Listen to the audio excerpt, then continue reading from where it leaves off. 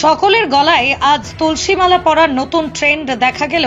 কারা আসলেই তুলসী মালা পরার যোগ্য জানেন?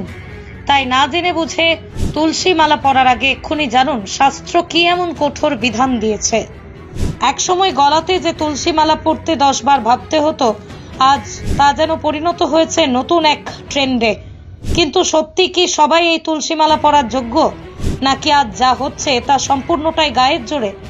তবে এতদিন তো জানতাম গলায় তুলসী মালা তারাই পরে যারা নিরামিষাশী, কিন্তু এই সমাজ আজ একের পর এক অনাচার করেও আবেগে গা ভাসিয়ে কেন এমন ভাবে গলাতে ধারণ করতে চলেছে এই তুলসী মালাকে।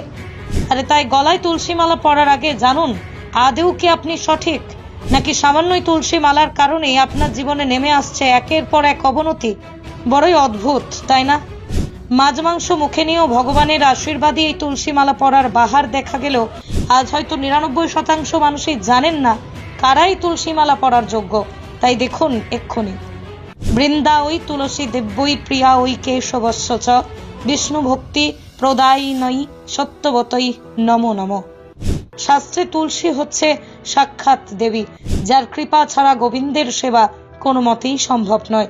এমনকি তুলসীকে আপনার ভক্তির দ্বারা সন্তুষ্ট করতে না পারলে কোনো মতেই ভগবানের সান্নিধ্য লাভ করা যায় না। আর সেই কারণে ভগবত সেবার জন্যই আজ তুলসী মালা বৈষ্ণব ধর্মাবলম্বী মানুষদের পড়তে দেখা গেলেও আজ তা দেখা যাচ্ছে কম বয়সীদের গলাতেও।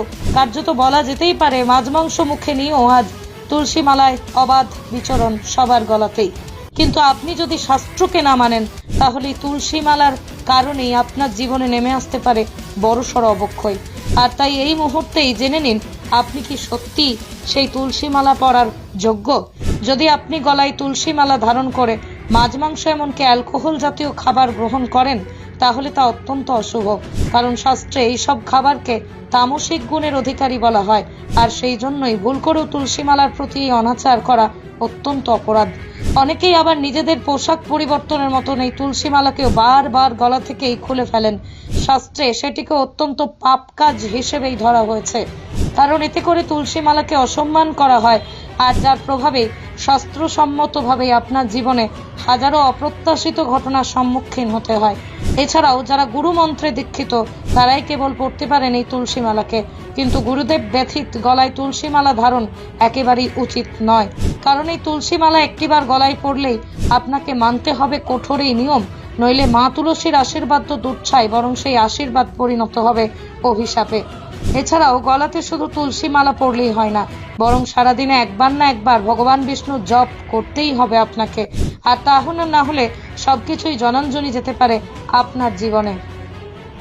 তবে ধর্মীয় বিশ্বাস অনুযায়ী মনে করা হয় স্নানের সময় কেউ যদি এই তুলসী মালাকে স্নান করান, তাহলে পবিত্র গঙ্গা স্নানের মতো ফল লাভ হয়।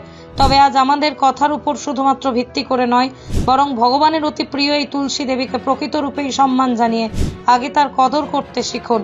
আর তাই ভোগের মধ্যে দিয়ে নয়, বরং ত্যাগের মধ্য দিয়ে আপনার গলায় তুলসী মালা ধারণ আজ হয়ে উঠুক অত্যন্ত শুভ। আর সেই জন্যই আজকের এই ঘটনা সকলকে জানিয়ে দেওয়ার তাগিদে ভিডিওটিকে প্রচুর শেয়ার করে ছড়িয়ে দিন সকলের মাঝে। মহাপ্রসাদ জননী সর্ব সৌভাগ্য বর্ধিনী আধি ব্যাধি হরা নিত্য তুলসী ত্বং নমস্তুতে।